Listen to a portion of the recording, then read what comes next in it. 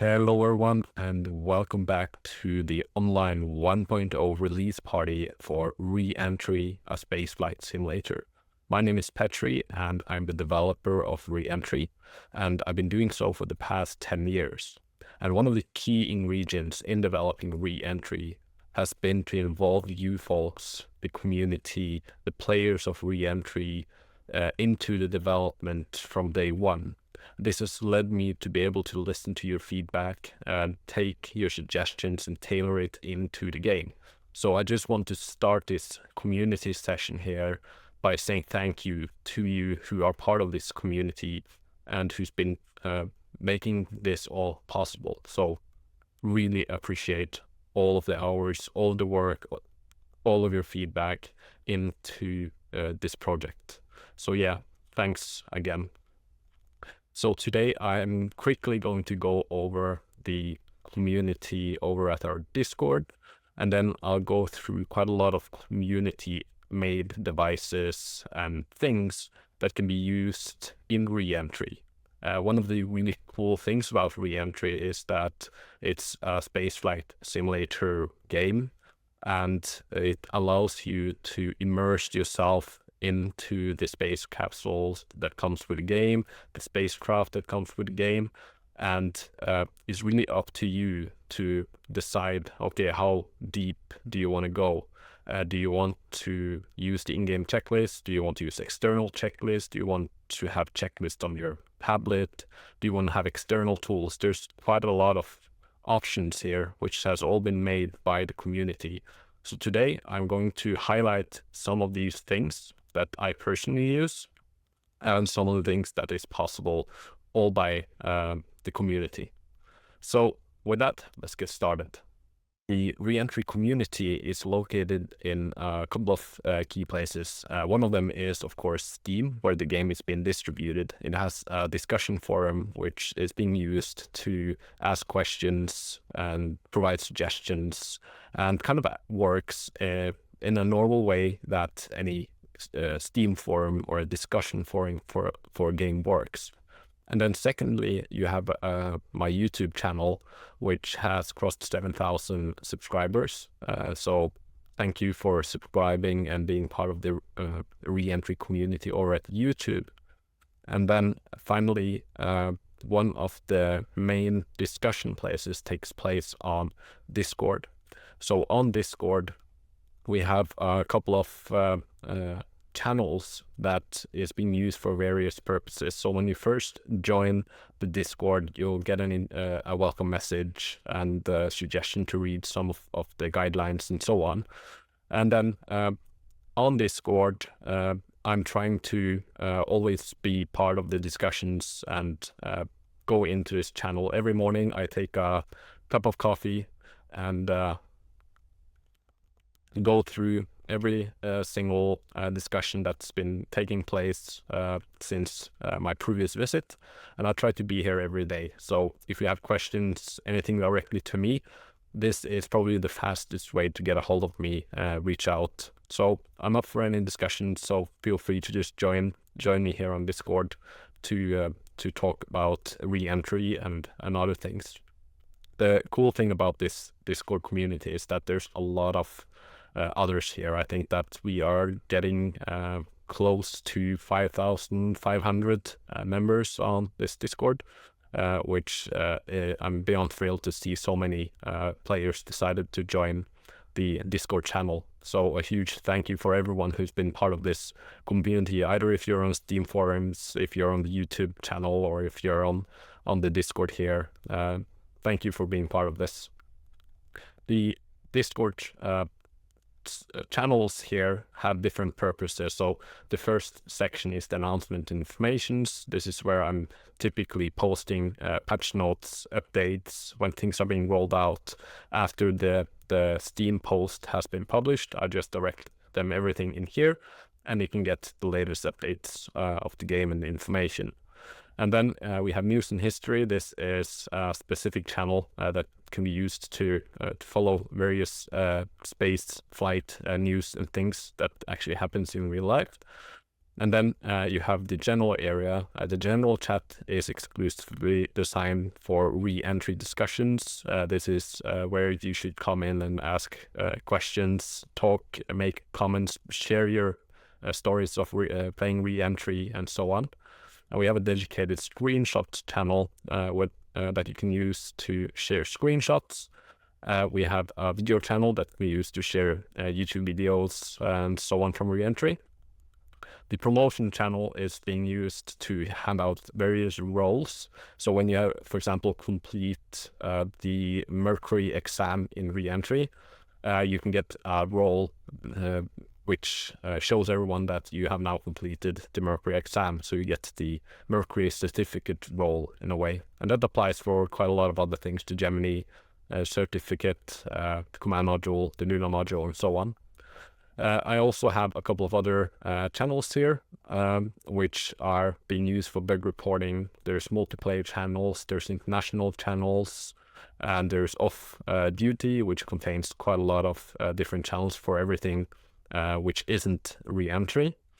And then we have contributors, various channels for those who are contributing to the game. This could be language translations, this could be new missions, custom missions, tools, and so on.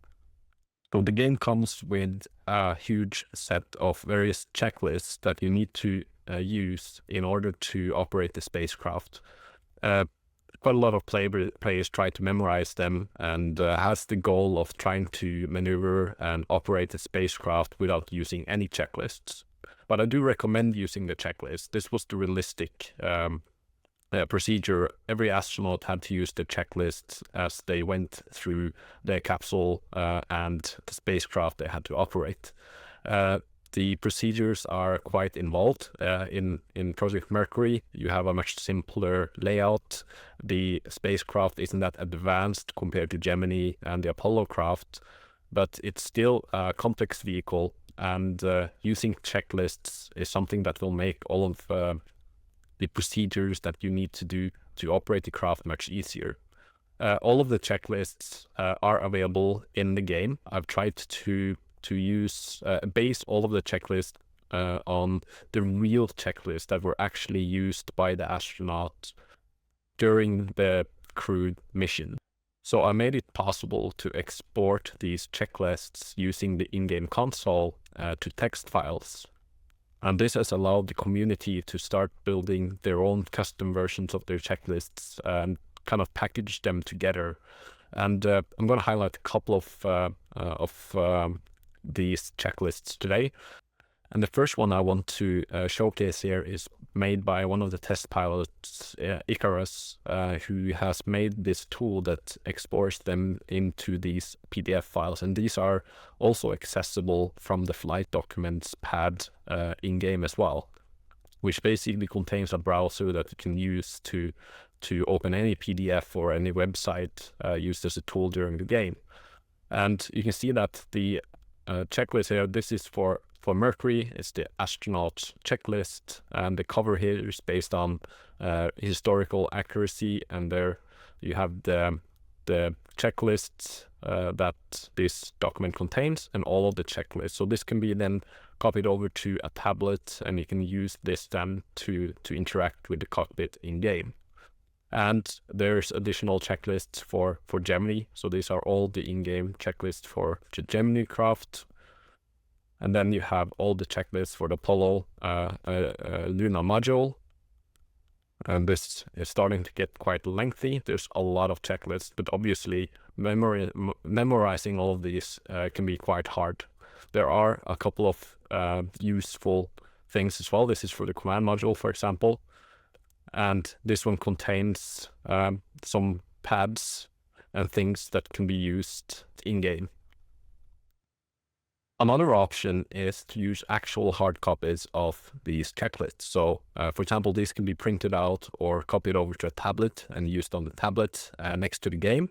However, one of the community members, Martha Gooch, on the Discord channel, has set up a little store where he sells various hard copies of the in-game manuals. And this is his own work, and it's all based on in-game checklists. You have the Project Mercury checklists as a hard copy. So if I just quickly open this up, you can see that there's a lot of information in here, and it comes with various formats. I have the ringed one, which is kind of what was used in real life. It's quite realistic, and it has a nice feel to it to have these checklists as a hard copy. There's another one for Gemini, which has this creamy color. It looks good and it feels great in my hand, and it's amazing to have that with me when I'm playing the game myself.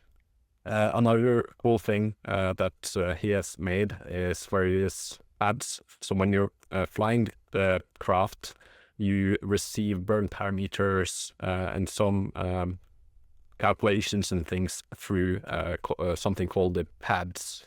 So you can then, instead of filling them out in the in-game pad forms, which is fully possible, I made this way to so you can draw using the mouse cursor, or you can use stamps to plot in the numbers, or you can use your hand and a pen and fill out the forms directly here.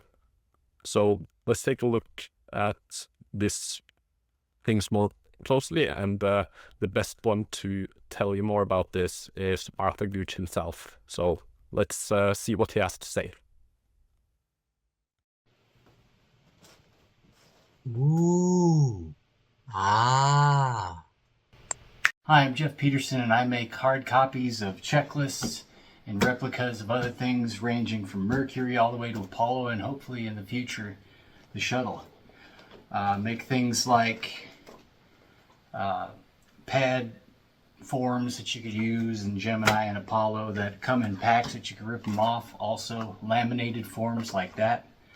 I make a couple cue card replicas of the actual cue cards that were used on the Apollo missions, and I'll even throw in Velcro if you ask for it.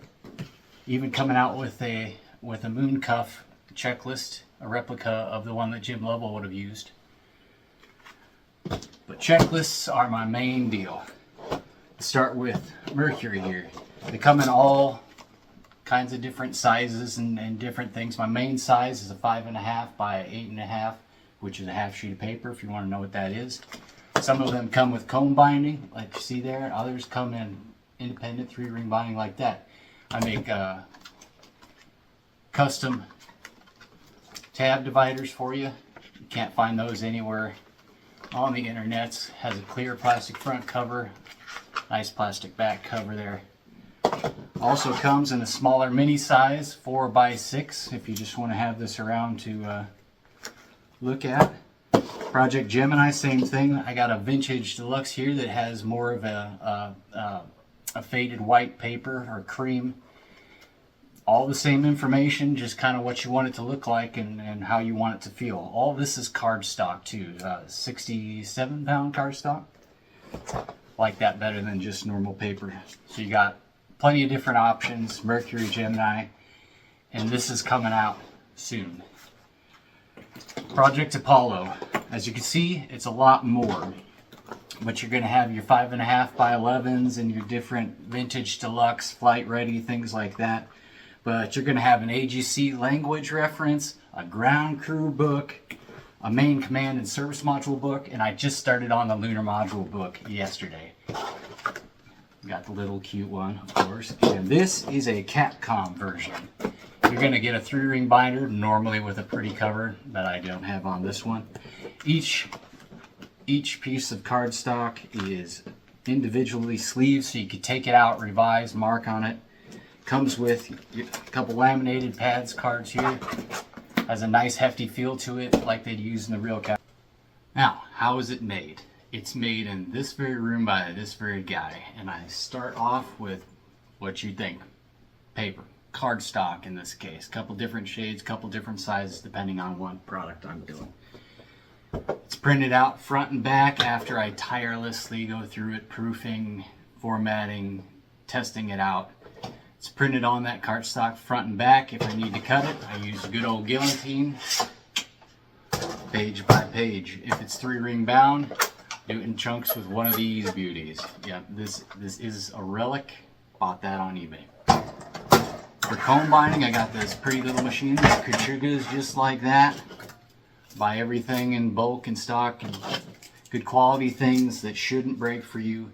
It's laminated one sheet at a time. And one of the coolest things about these is the nice little corners there, which are individually clipped with this thing by, again, me. So, you see something you like? Go to JP Creations Plus on Etsy and check these bad boys out. When it comes to operating the craft, there's a couple of things that you'll spend the most time with. One of them is to follow these checklists and perform procedures to configure the spacecraft into your desired configuration. And this configuration can involve maneuvering to a specific burn attitude, for example. All of the craft comes with manual control and or automatic control using an autopilot.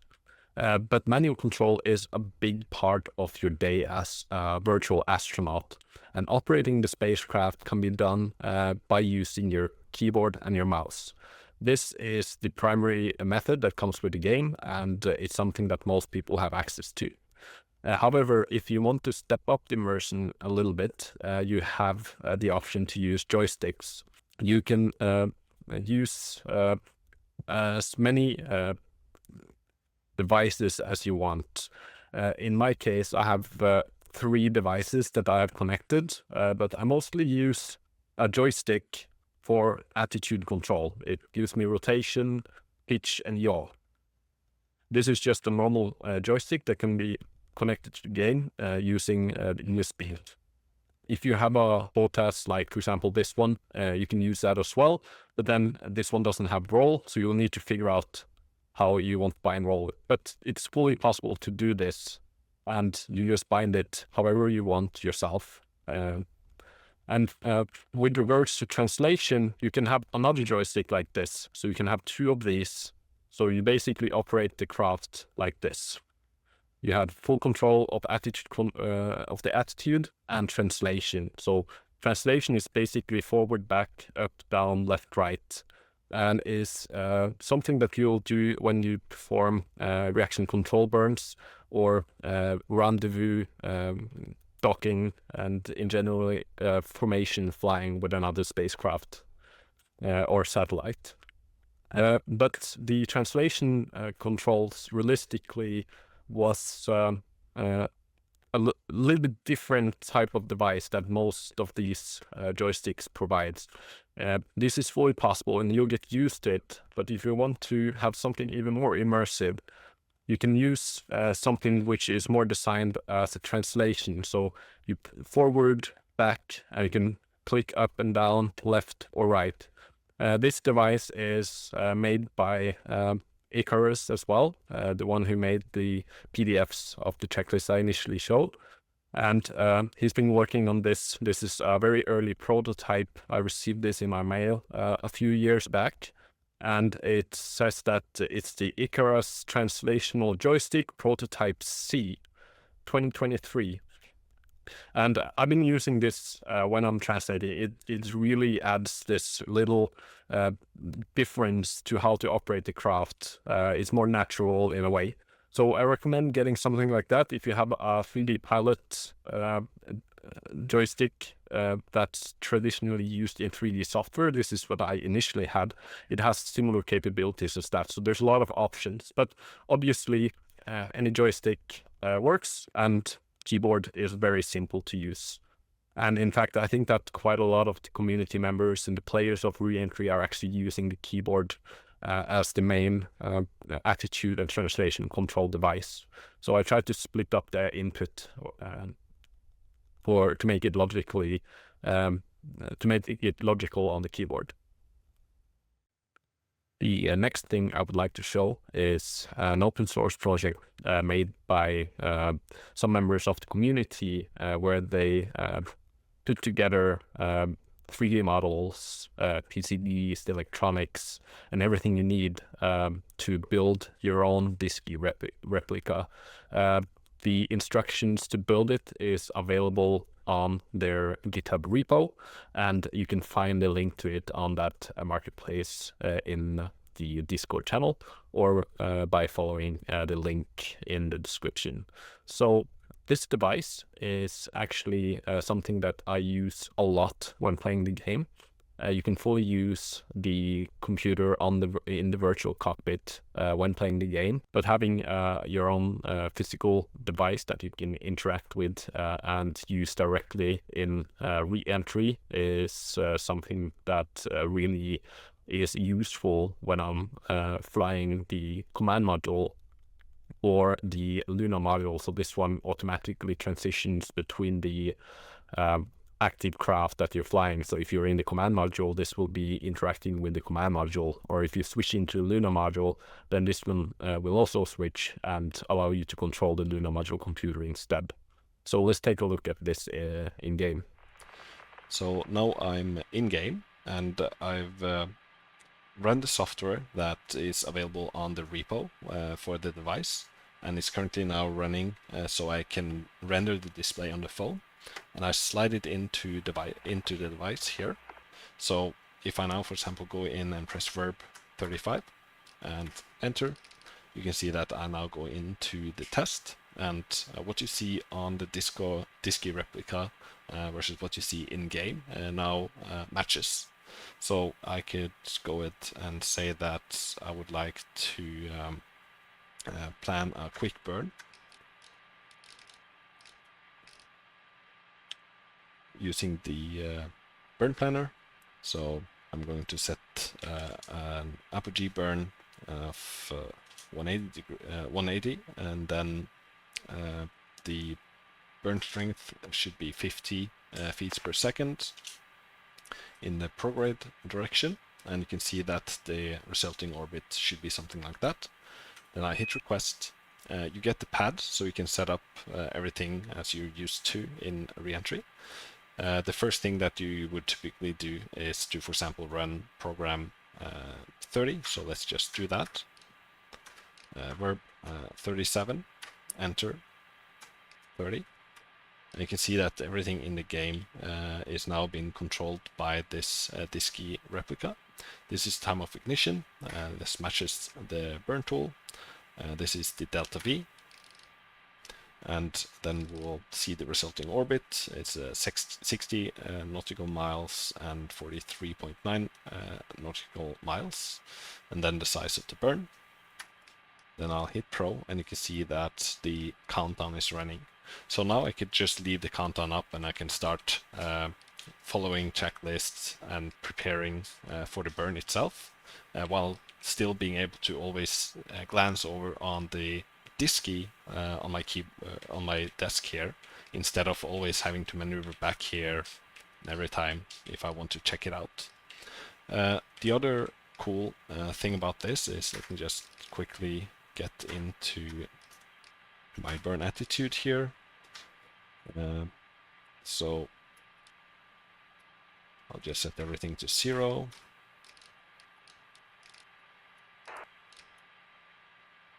Alright, and then let's make sure that auto maneuver is, the CMC mode is set to auto. And then I'll hit Pro, and you can see that the needles now moved. So I can just give this a quick offset. And then it will try to get into that center there. And once complete, the auto maneuver will get into verb 50 again, and you could do enter to accept it. So basically right now I want to update the DAP, and let's say that I would change it to +11100.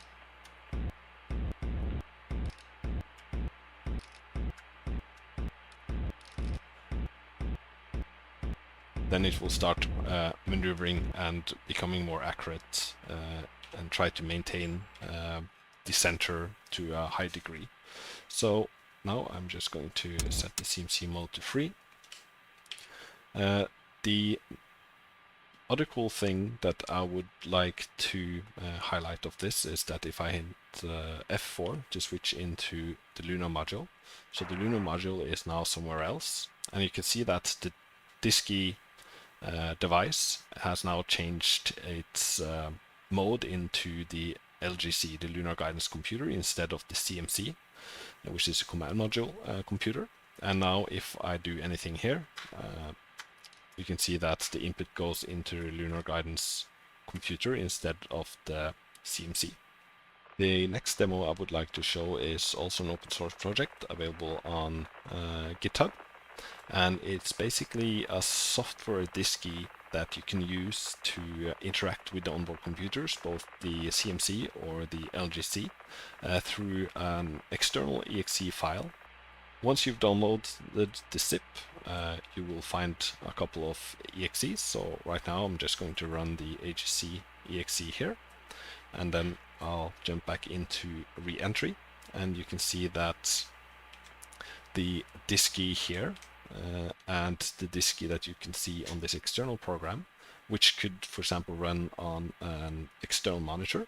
Let me turn that on. You can see that they are now matching, and I could do something similar, verb 35, to run that same light test that I did in the DSKY replica demo that I had earlier. You can switch into different modes as well, night mode. Very recently, I started to tailor in some of these community-made projects into something called a marketplace. And it's called marketplace, but it could be free things, it could be open source things. But my plan is to allow community members who are creating things for the game, no matter if it's PDF versions of the checklists, if it's custom device that people can buy, or if it's open source projects where that can be used in Reentry in one way or another. But the key thing here is that these things that are going to appear in this marketplace is going to be made by the community and is tailored to work with Reentry, a spaceflight simulator. And by going in here, you can have direct contact with the community members who are creating the products, provide feedback, get more information about it, find the links and how to get them, or even build them yourself. So make sure that you check out that marketplace channel on Discord for more information about these products that I've been showing today.